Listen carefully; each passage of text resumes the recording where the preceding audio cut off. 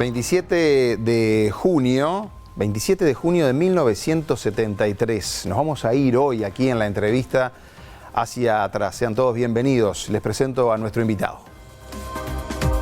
José Pedro Rila es profesor de historia, historiador e investigador. Nació en Montevideo el 14 de enero de 1956 y es el tercero de 8 hermanos. Se crió en una casa en la que había una enorme biblioteca especialmente dedicada al arte y a la literatura universal. Es profesor de historia egresado del Instituto de Profesores Artigas, Plan 1951. Doctor en historia por la Universidad Nacional de La Plata, Buenos Aires, y profesor de la Facultad de Ciencias Sociales. Además, es investigador del Sistema Nacional de Investigadores nivel 3. En la Universidad de la República ocupó el cargo de profesor e investigador titular grado 5 de Historia Contemporánea de la Facultad de Ciencias Sociales y en el Departamento de Ciencia Política. También fue profesor grado 4 de Historia Económica en la Facultad de Ciencias Económicas. Fue decano de la Facultad de la Cultura del CLAE hasta octubre de 2019, coordinador de la Maestría en Historia Contemporánea y director de la publicación Cuadernos del CLAE. Escribió varios libros y artículos dedicados al Uruguay y su historia. Algunos de ellos son La mala cara del reformismo, Premio Intendencia de Montevideo en 1993, La actualidad del pasado, Usos de la historia en la política de partidos del Uruguay 1942-1973,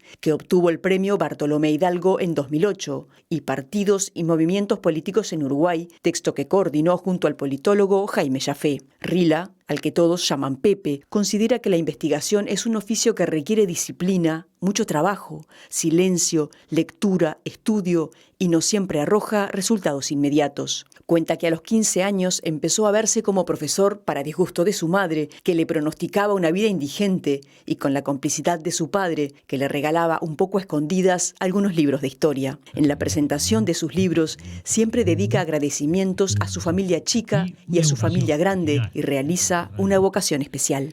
Mis dos viejos murieron hace muchos años. Y al final se recibió de historiador, obviamente, y es un gusto para nosotros recibirlo, el profesor Rila. ¿Cómo anda? Bueno, muchas gracias, muy bien, muy bien. Sorprendido con una producción tan eficaz. Su madre ya le adelantaba que económicamente no le iba a ir muy bien. Es verdad, pero bueno. Tampoco estaba equivocada, ¿no? No estaba equivocada, pero trabajando y con un poco además de esmero, y también de suerte en el sentido de encontrar las circunstancias y las personas adecuadas. No me fue mal, no me puedo quejar. Así que a la vieja... Fluyó la carrera. Sí. ¿Y ahora está dando clases en la universidad a tiempo completo? Yo soy profesor de dedicación total en la Universidad de la República. Finalmente aterricé allí después de muchos años de trabajo en la universidad, pero ahora en régimen de dedicación total, profesor de historia contemporánea, y además soy investigador del Departamento de Ciencia Política. Claro. Y para nosotros, la verdad que cuando se venía esta fecha enseguida, pensé en ustedes, soy sincero, y dije, qué lindo momento para hablar con Rila. 27 de junio del 73. Nos vamos para ahí, o tenemos que irnos un poquito antes todavía para tratar de explicar qué fue lo que pasó. Un momento convulsionado del país, ¿no? No es fácil hacer una explicación de lo que pasó, todavía lo estamos indagando, todavía lo estamos investigando. Son hechos que no están definitivamente en el pasado. Están ocurriendo todavía, más allá de que uno dice, bueno, a ver, el año que viene van a ser 50 años, ¿sí? Medio siglo es mucho tiempo, mucho tiempo. ¿Pero para la historia? Para la historia uno puede decir, bueno, para la gran historia es un ratito, pero pensemos, medio siglo es bastante más que el tramo que hay entre, qué sé yo, el final de la Segunda Guerra Mundial en Hiroshima y Nagasaki y mayo del 68. Todo lo que ocurrió allí es menos tiempo que los 50 años casi que llevamos desde el golpe de Estado. Por decir algo, ¿no? Es decir, las cronologías siempre son cuestiones relativas. Muchos de nosotros todavía tenemos memoria más desarrollada, más prolija, más exhaustiva o menos respecto a aquellos hechos. Es una historia reciente, estamos hablando. Es una historia reciente. De hecho, capaz que usted, por la edad, digamos, lo vivió. Sí. Yo también lo viví, pero era más niño, claro. O sea, lo pasé de otra forma. Usted capaz que ya era más adolescente. Y ahora como historiador, usted que vivió eso, como historiador, ¿eso tiene algún peso, digamos, a la hora de investigar? Tiene peso. Yo creo que tendencialmente va a ir teniendo menos peso. Es decir, la memoria, que es un fenómeno de carácter colectivo, social, ¿verdad?, que tiene componentes emocionales, que tiene componentes vinculados a las tramas de la vida en común. Con respecto a estos hechos de hace medio siglo, como es lógico que ocurra, se va desvaneciendo. Se nos va desvaneciendo como que el agua se nos va de las manos.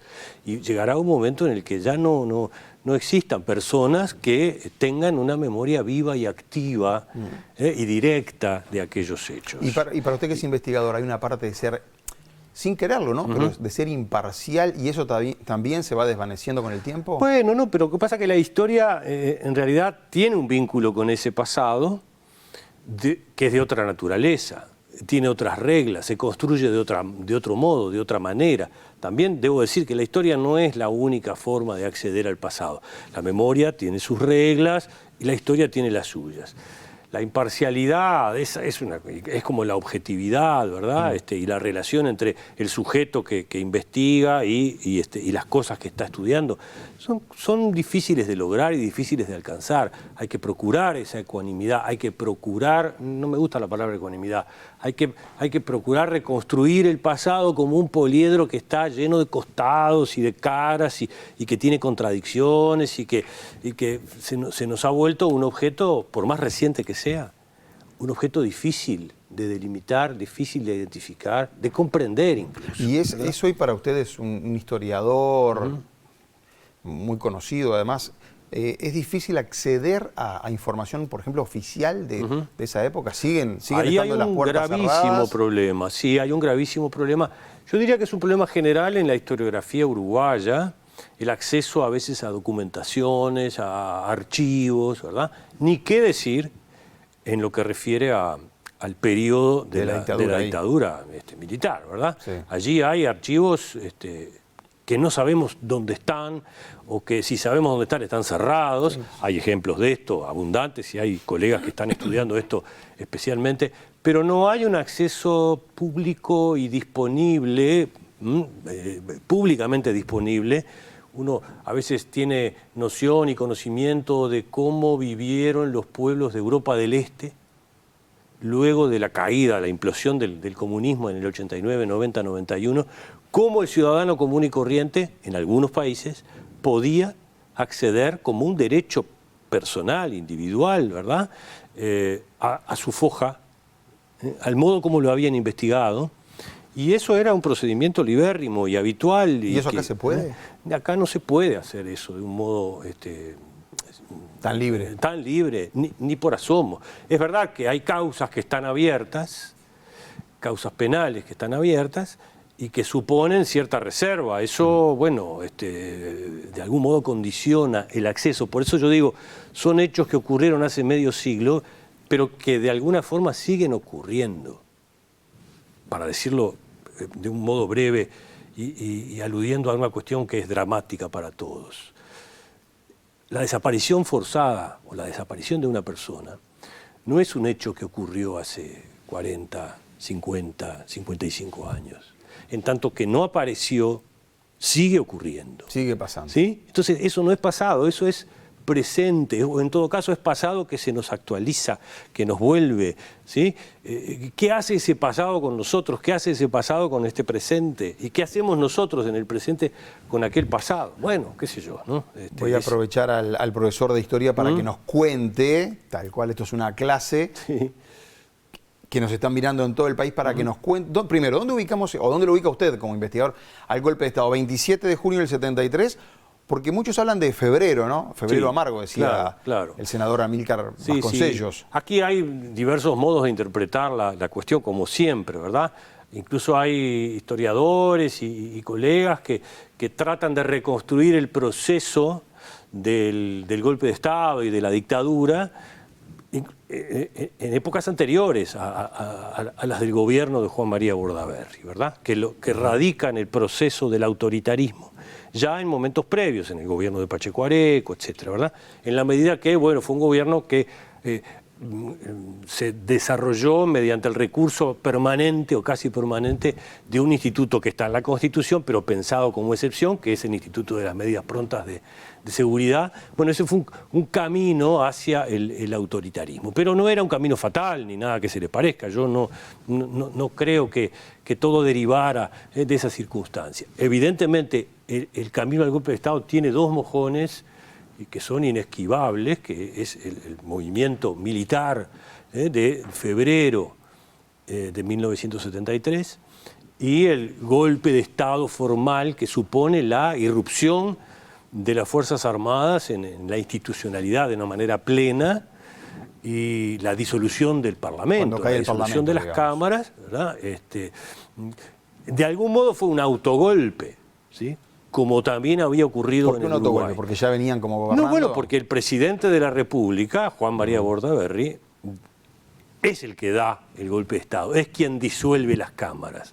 No es un proceso que suponga la destitución del presidente. El presidente va a ser destituido recién en 1976 por discrepancias y diferencias con la Junta de Oficiales Generales, que era el gobierno más efectivo, ¿verdad? Pero de algún modo es un autogolpe parecido al que va a dar, al que había dado en 1933 Gabriel Terra en el Uruguay, ¿verdad? Terra también no dio el golpe con las Fuerzas Armadas, dio el golpe con los bomberos y con la policía, no hacía falta más despliegue. Por eso se le llama a esto, de algún modo, autogolpe de Estado, ¿verdad? Con respaldos en fracciones de algunos de los grandes partidos históricos del Uruguay, también con oposición de muchos partidos. Sí, por eso se habla de dictadura cívico-militar después. Claro, exacto. Hay un elenco civil muy importante que acompaña a lo largo de todo el proceso. No es una dictadura militar en el sentido estricto, ¿verdad? Y tal vez la nomina mejor decir cívico-militar o militar-civil. Ahora, recién nombró las medidas prontas de seguridad del gobierno de Jorge Pacheco Areco, ¿no? Que en el 71 también recibió muchos votos. Pacheco Areco, después nos metemos en esa elección. Sí. Pero también Pacheco ahí tenía que enfrentar a los movimientos guerrilleros, los tupamaros en particular, había otros, pero el movimiento más fuerte eran los tupamaros, y la forma que se encontró legal se ve que fue esa. ¿Qué tanto incidieron los tupamaros en este proceso para llegar después al golpe de Estado? Bueno, yo tengo la convicción de que el proceso de radicalización que vivió el Uruguay entre 1963, 64 y 1972, 73, esa década previa, y que encuentra, entre otros, a los tupamaros como un actor fundamental, es una explicación importante. No es la explicación, pero es una explicación. Si sacamos ese actor de la escena, no entendemos nada. ¿Sí? No se comprende. Entonces, acá hay un problema. Yo, incluso ahora que se aproxima el cincuentenario, ¿verdad? Yo creo que es bueno, porque tengo mucho temor a que el cincuentenario se parezca a una especie de celebración extraña. A ver. La celebración del golpe de Estado, ¿verdad? O, como estoy escuchando estos días, la celebración de la resistencia del movimiento obrero, claro, la huelga estudiantil del 73. Y la huelga del 73, que fue una huelga importante, ¿verdad? Pero que terminó liquidada por la dictadura, ¿no? Tengo cierto temor a que se nos escape de las manos la visión más crítica del proceso. Y bueno, la memoria se va desvaneciendo y la historia tiene que aportar una valoración y una apreciación más crítica del pasado. Tiene que tratar de preguntar qué fue lo que nos pasó. Nos pasó, hablo en plural, ¿no? Fracasamos estrepitosamente, la democracia uruguaya se quebró, pero no se quebró en el aire, se quebró por razones concretas, ¿verdad? Sí. Entonces, acá hay una responsabilidad que tenemos muchos de tratar de apreciar el momento crítico que el Uruguay vivió en la década previa al golpe de Estado. La pregunta que yo me he hecho durante años, que no la puedo contestar muy bien, se perdió la democracia en el 73. Ya se venía debilitando de antes, pero ¿quiénes realmente apostaban, creían, estaban convencidos de que la democracia era un valor a cultivar, ¿sí? A preservar, a reproducir en aquellos años. Hoy es más fácil decirlo. Hoy es más fácil decirlo. No sé si se me sigue oyendo. Es el micrófono que cayó, pero sigue bien. ¿Sigo vivo? Sigue bien. Bueno, justo en un momento ahí de repente de mi exposición en el que yo reclamo, digamos, una introspección un poco más severa. Que no se ha hecho. Que me parece que no se ha hecho. ¿Y qué pasa con esto de los que creen? Hay mucha gente a la izquierda que siempre reniega cuando se les pregunta por esto de la teoría de los dos demonios. Usted dice, no se puede sacar el factor Tupamaro Guerrilla de esta ecuación. Hay otros que lo sacan directamente y si hubiéramos tenido dictadura igual. ¿Usted cree que...? Nadie tiene la autoridad, digamos, epistemológica para afirmar una cosa de esas, ¿verdad? Yo no lo haría. Creo que no se puede sacar ningún factor, pero el que pretenda sacar ese factor que hace a la radicalización política del Uruguay de la época, corre peligro de no comprender bien las no cosas ver con sinceridad lo que pasó. No, exactamente, ¿verdad? Hay que ver muchas cosas. Y bueno, y usted que lo lee y lo investiga, pero hay episodios, elecciones del 71, por ejemplo, ¿no? Donde Pacheco incluso intenta una reelección que no le salió bien, pero que tuvo vota igual, muy bien, votó muy fuerte. El más votado fue Wilson, de todas formas, individualmente, pero por la ley de Lema, bueno, los colorados ganaron. Pero la reelección hace un buen desempeño electoral. Sí. Pierde porque no alcanza el... Hoy leí un artículo de Valentín Trujillo, Valentín, bueno, escritor, pero... Sí. Que ahora está como director de la Biblioteca El director Nacional. de la biblioteca, ¿cómo no? Y leyendo unas crónicas de él, me gustó un párrafo que decía: en el 71 no ganó nadie de los favoritos, ninguno de los favoritos. Ni Pacheco, ni Wilson Ferreira, ni Líber Seregni, que era el candidato del Frente Amplio. Claro. El que ganó fue Juan María Bordaberry. Juan María Bordaberry. O sea, tenía cosas raras esa elección ya. Sí. Y ganó por 12.000 votos, más o menos. Ganó por 12.000 ¿no? votos, una elección impugnada, discutida, pero finalmente venció. En un momento de un empate múltiple, ¿verdad? El Uruguay estaba empantanado, ¿verdad? Si a mí me preguntan qué le importaba más a los uruguayos, lo voy a plantear en estos términos, que son un poco dramáticos y dilemáticos, ¿no? ¿Qué le importaba más a los uruguayos de aquella época? No lo sabemos, digo, pero podemos conjeturar algunas cosas. ¿Le importaba más el cambio en algún sentido? ¿O la democracia y las reglas de la convivencia política reguladas por la ley y la Constitución?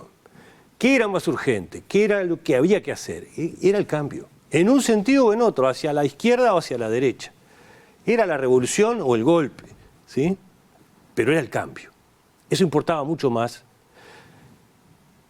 que la convivencia democrática, el respeto de las mayorías y de las minorías, el arreglo de gobierno, ¿verdad? Nadie estaba pensando en eso.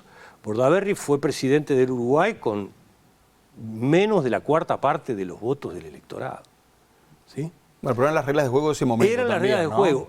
E intentó armar una, O sea, hoy diríamos una coalición. Para aclararlo, ganan buena ley. ¿Ganan buena ley? Ganan buena ley. Yo creo que después sí. del golpe de Estado y pasa Claro, bueno, está toda esa a otra discusión categoría. del fraude, pero en general yo creo que... Y los que líderes, ¿no? Los líderes, porque estamos hablando de Wilson Ferreira, de Seregni, Pacheco por los colorados. ¿No había forma de allí de acordar entre ellos? A mí me parece que es una buenísima pregunta. Yo no la puedo responder, pero tengo la obligación de hacerla, aunque no la pueda responder. ¿Podía haber habido otro juego? Para plantearlo en términos de repente un poco más lúdicos. Un juego por el cual Bordaberry, los blancos, Wilson, no los blancos que naturalmente ya iban a adherir a Bordaberry, sino los otros blancos, los de la oposición, ante la inminencia de una hecatombe institucional, pero capaz que no era tan inminente, no lo percibían así con ese drama. Fueron muy pocos los que dijeron, cuidado, se nos viene la noche. Fueron pocos, eso hay que acordar. Entonces, aquello fue una derrota. Pero no lo vieron fue venir, un fracaso. Porque mira, claro, nosotros miramos yo en el diario del lunes también, claro, ¿no? bueno, está bien. Pero parecía que se venía. Lo vemos hoy. Y en todo caso, si se venía, para muchos actores de la época, de todo el espectro político, que se viniera lo que se viniera. Lo peor era lo mejor. Jugaron tan duro que se olvidaron de defender la democracia. Entonces, si perdemos contacto con aquella tensión, aquella contradicción dramática, y nos ponemos ahora, 50 años más tarde, a decir, nosotros teníamos razón, nosotros estuvimos en el lugar justo y en el lugar adecuado, nosotros hicimos tal cosa, ese nosotros un poco equívoco, yo creo que está bien, muy lindo para festejarse, pero no ayuda demasiado a la comprensión, ¿no? Y en las elecciones del 71, usted que lee sobre esto, investiga, ¿hubo desprolijidades? Sí, pero ¿hubo desprolijidades o al final hubo fraude? Como los blancos denunciaron, la Corte Electoral dijo que no. Los blancos lo denunciaron, eso ha sido La Corte dijo que no, también para aclararlo. La Corte dijo que no. Pero usted que lo investiga, ¿con qué sensación se queda? Yo no lo investigué directamente, pero hay investigaciones, la de Daniel Corvo es una investigación muy fuerte y digamos, de algún modo nos orienta a pensar que esas elecciones fueron equívocas, pero no llega a afirmar rotundamente, ¿verdad?, de que podemos hablar de un fraude, más allá de las irregularidades que de todos modos no alcanzaban a compensar la magra diferencia electoral con la que se impuso el presidente Bordaberry en el marco de las leyes de la época, ¿verdad? Lo que pasa es que después, leyendo, ¿no? En 2002, Estados Unidos desclasificó documentos de la presidencia de Richard Nixon. Nixon estuvo entre el 69 y el 74. Y hay un comentario de Nixon al primer ministro británico, que se llama Edward Heath, y allí dice, sobre las elecciones del 71 de Uruguay, ¿no? Dice, los brasileños ayudaron a amañar la elección uruguaya. Y ahí queda la duda de nuevo, porque no hay que olvidarse del contexto que había, ¿no? Sí, más allá de este documento del 2002, desclasificado por Estados Unidos. Dictadura en Brasil, Argentina inestable y 3 años después tuvo dictadura. En Chile había ganado Allende, el socialista, por primera vez Salvador Allende, un socialista. Perú también, ¿no? Con en militares general, al frente. Los movimientos autoritarios que desembocan en golpes de Estado y dictadura tienen una sincronía en América Latina. Tienen una sincronía. Eso pasó en los años 30, porque hubo un golpe de Estado en Argentina, en Uruguay, en Brasil, en Perú, en Chile. La década del 30 es una década muy autoritaria en el mundo, sacudida por la crisis mundial de los años 20, fines de los años 20, la Gran Depresión. Diríamos, no es la causa de un golpe de Estado, pero el golpe de Estado probablemente no se entienda sin esas influencias. No hay que sacarlo de ese contexto. No, y en los 70 es indudable la influencia de los Estados Unidos, en la vigilancia, lo que llamaban ellos vigilancia hemisférica, los planes de la Agencia Central de Inteligencia en varios países. El golpe de Estado en Brasil es un golpe clave, ¿verdad? Lo que pasa es que hay procesos que se pueden explicar de afuera hacia adentro, pero uno se queda con la percepción de que con esa estrategia de explicación está exonerando de responsabilidad a los actores locales de cada uno de los países, sin los cuales estos procesos tampoco se comprenden. Entonces, tengo malas noticias, es complejo. ¿Ah? Estamos hablando del contexto de Guerra Fría, también, ¿no? A nivel global. Duda. Estamos en el codo de la Guerra Fría. Pero acá bueno, en Uruguay cayó la cárcel del pueblo, ¿no? En 1972. La fuga del penal, me había notado como otro hecho, me parece que fueron, ¿no? Que además me imagino de muchísima repercusión política. La fuga de Punta Carretas, el abuso se llamó, ¿no? 1971, 106 escaparon de allí, la mayoría tupamaros.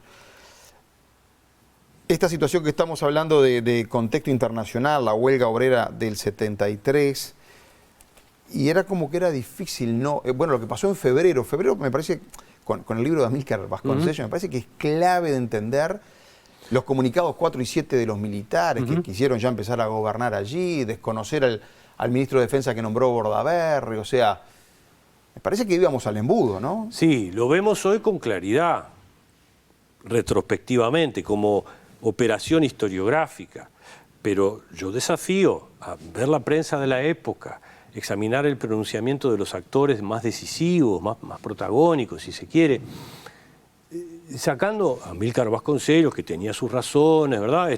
O a don Carlos Quijano, que desde el semanario Marcha, digamos, un poco desde afuera de muchos conflictos, sagazmente vislumbró lo que se venía. El resto de los actores me parece que estaba subsumido no ataba estos en cabos el conflicto, que vemos no ahora. ataba esos cabos. El año 72 fue un año trágico para el Uruguay, un año de una violencia política que el más memorioso debe tener muy presente, pero que la memoria de eso se ha ido también desvaneciendo. entre abril y mayo del año 72, mueren, son asesinados, mueren en enfrentamientos, casi 20 personas. ¿Qué Uruguay posterior a ese, y sobre todo, qué Uruguay posterior al 85, podía soportar una carga de violencia política como la que el país experimentó en aquel año 72? Que además era un año de mucha confusión, donde la frontera entre lo democrático y no lo democrático, lo civil y lo militar, estaba muy desdibujada, ¿sí? Donde el enfrentamiento de los tupamaros con las Fuerzas Armadas no era como se va a reconstruir años después, ¿verdad? Allí había mucho más cooperación, había mucho diálogo entre ellos, conflicto, ¿verdad? Y si se olvida eso, se olvida una parte muy importante de la historia. Las Fuerzas Armadas, los dirigentes militares, el propio Bordaberry incluso, que no pertenecía a ellas, pero que confiaba en ellas, habían argumentado hasta el cansancio de que el golpe de Estado había sido dado para derrotar a la subversión, es decir, a los tupamaros. Sabemos positivamente dos cosas, creo yo, ¿no? Lo digo con la mayor modestia historiográfica. Una, la relación de los tupamaros con la democracia liberal, era de tensión, era nula, no creían en ella, ¿sí? Eso es un primer elemento hay que tener en cuenta. Dos, cuando se da el golpe de Estado, en junio y en febrero de 1973, la guerrilla tupamara está totalmente derrotada, sí, en el campo militar y también en el campo político, ¿verdad? También en el campo político. Igual después siguió mucha charla entre tupamaros y militares, tupamaros saliendo de prisiones, ¿no? Claro. Estaban detenidos. Y bueno, que esos años 71, 72 son claves en ese sentido. Después se arma una historia que nos hace olvidar esta historia. No estoy diciendo que la historia que se armó sea una historia fabulada, no. Es ese presente que sobrevino el que coloca como una especie de prisma sobre el pasado y nos lo hace ver de un modo como no era. Bueno, lo que pasa, ahora se habla mucho del relato, ¿vio? Antes no estaba dando ese término. Trato de evitar el término, pero bueno, a veces no se puede zafar. Yo prefiero hablar de narraciones, ¿verdad? Lo que pasa es que muchos libros de toda esta etapa lo escribieron también los tupamaros. Sí, yo sé, ¿no? Sí, la literatura alrededor del MLN y los tupamaros ha sido muy abundante, mucho más que la de los comunistas, que la de los socialistas, que de los otros grupos de la izquierda, tanto en lo analítico como en lo crítico como en lo testimonial, ha sido muy abundante. Bueno, y eso de algún modo genera una versión de los hechos. Yo no digo relato, porque relato pinta a fábula, pinta, me parece que está lleno de confusión. No es cierto. Y es algo diferente a aquello que se puede evaluar bajo los términos de falso y verdadero. Pero ahora te hago dos preguntas cortas y dos respuestas breves porque se nos termina el tiempo. Pero ahora salieron, ¿no?, a la opinión pública las víctimas de la guerrilla, que antes parecía que, o sea, existían, pero como que estaban calladas, no hablaban, no daban su versión. ¿Eso puede ayudar también a mirar las cosas de otro lado? Yo no tengo dudas de eso, y que eso es una narración que falta.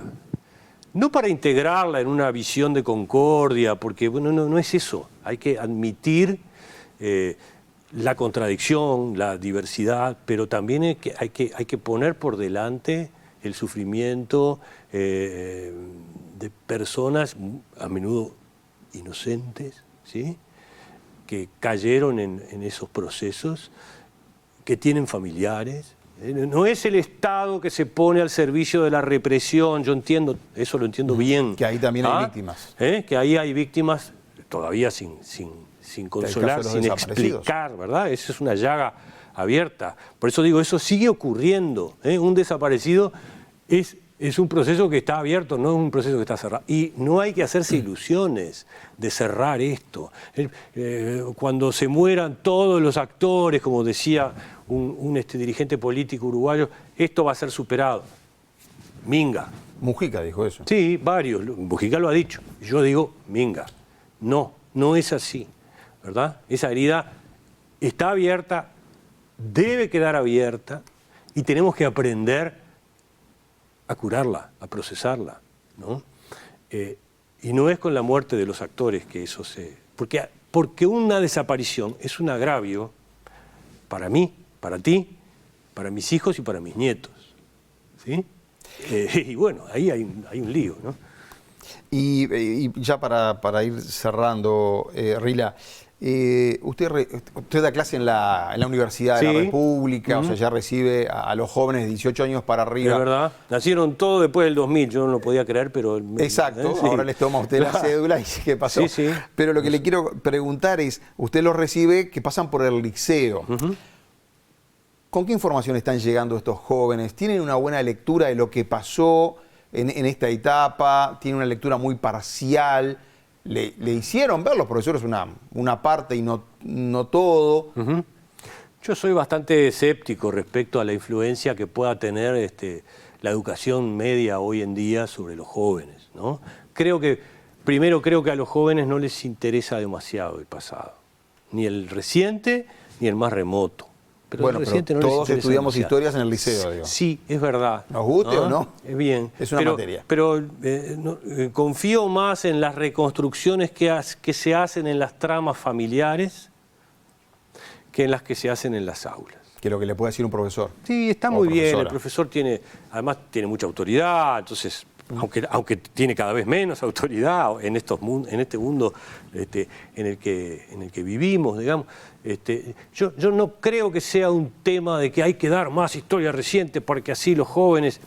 Está bien, sí, hagámoslo, pero yo creo que la conciencia activa y crítica del pasado no viene solo de las aulas, y si no está en las familias, en las tramas familiares, en el mundo de los pares, en el mundo... Claro. Ahí me parece que no hay... Lo que pasa es que, por ejemplo, que hoy le nombré a las víctimas de la guerrilla, están insistiendo para que en los libros, por ejemplo, de historia también esté reflejado el dolor de ellos, que hoy se ve que no está. Sí, está bien. O sea, por ahí hay una falta. Ahí hay una falta, pero por suerte acá no tenemos textos oficiales ni libros oficiales, que cualquier docente libérrimamente podría incorporar la perspectiva, esta perspectiva que se va a ir sumando, estoy seguro que se va a ir sumando, ¿no? Y el riesgo, Rila, el riesgo como historiador y que ustedes ven las cosas con otras perspectivas y siempre miran la película entera, siempre... Ahora vemos a la democracia uruguaya sólida, ¿no? Desde el 85 para acá, con elecciones, cambiando partidos. Es una de las más sólidas del mundo. Ahí estamos bien, pero le preguntaba, ¿el riesgo siempre está? Claro que está. Y una democracia que no experimenta el riesgo no es una buena democracia, ¿sí? La democracia es un régimen inestable por naturaleza, que está siempre de cara al conflicto, ¿verdad? No es la negación del conflicto, es el desarrollo del conflicto. Entonces, lo peor que le puede pasar a la democracia es la autocomplacencia, ¿no? Y bueno, el Uruguay tiene un buen puntaje en el mundo. Ahora, los que menos creen en ese buen puntaje, curiosamente, son los uruguayos. Tú mirás un mapa del mundo, estos mapas que hacen algunas organizaciones académicas internacionales de full democracy, democracia plena. Somos muy poquitos los países. ¿Sí? Tenemos una buena democracia y los uruguayos no creyendo tanto. No creen eso. que eso sea así, me parece un misterio. Rila, interesante. Muchísimas gracias por haber venido hoy en particular. Por favor, gracias. Un día en particular para todos, ¿no? Para Se todos, quiere, para el país, mirándolo así. Para pensar. Bueno, mucha suerte en su trabajo y en sus clases. Bueno, muchas gracias. Que pase bien. Amigos, de ustedes también me despido. Será hasta la próxima entrevista. Buenas noches, gracias.